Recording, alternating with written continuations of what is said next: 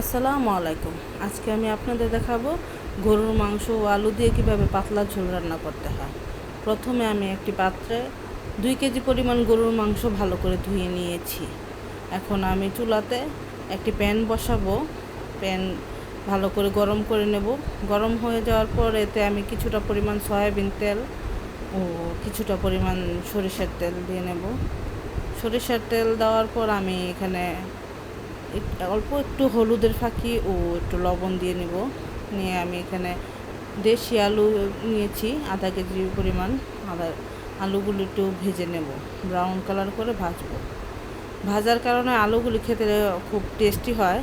আমি সাধারণত সবসময় এভাবেই রান্না করি। আলুগুলি ভাজার পর আমি একটি পাত্রে তুলে নিব।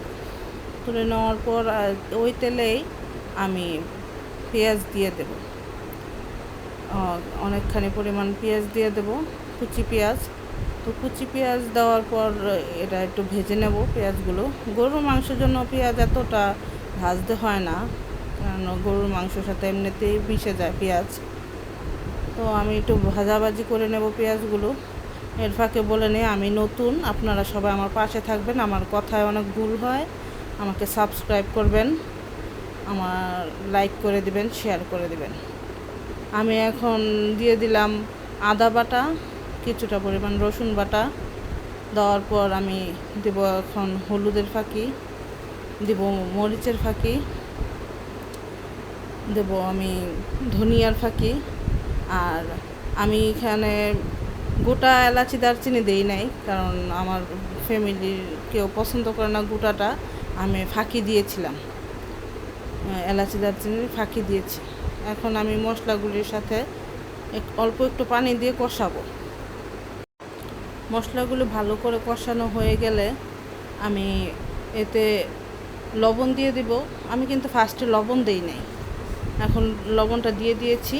লবণটা দেওয়ার পর আমি এখন মাংসগুলো দিয়ে এতে পর্যাপ্ত পরিমাণে পানি দিব, মাংসটা যাতে সিদ্ধ হয়ে আসে।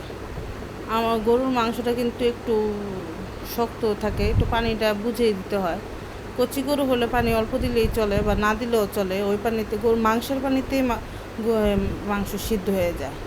তো আমার এখানে একটু পানি দিতে হবে।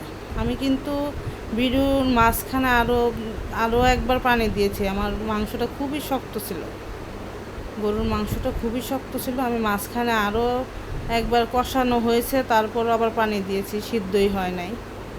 তো এখানে সিদ্ধ হাফ হয়ে আসার পর আমি এতে ভাজা আলুগুলো দিয়ে দিয়েছি।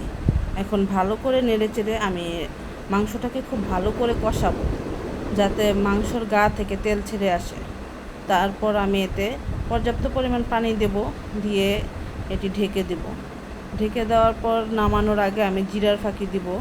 ঝোলটা যখন ঘন হয়ে আসবে তখন জিরার ফাঁকিটা দেব। জিরার ফাঁকিটা দিয়ে আমি মাংসটা একটা সার্ভিং ডিশে বেড়ে নেব। আমার মাংসটা কিন্তু খুব ভালো মতো রান্না হয়ে যাচ্ছে। আশা করি আপনাদের সবার কাছে ভালো লাগবে আমার রান্নাটা। আপনারা দয়া করে আমার রান্নাটা শেয়ার করে দিবেন, শেয়ার করে সাবস্ক্রাইব করে আমার পাশে থাকবেন। আমি আবারও বলছি, আমি নতুন, আমার কথাতে ভুল আছে, অনেক ভুল আছে, আপনারা আমাকে ক্ষমা করবেন দয়া করে। তো আমার মাংসের ফাইনাল লুক দেখেন, খেতে খুব দারুণ হয়েছে। তো সবাই আমার জন্য দোয়া করবেন। আল্লাহ হাফেজ।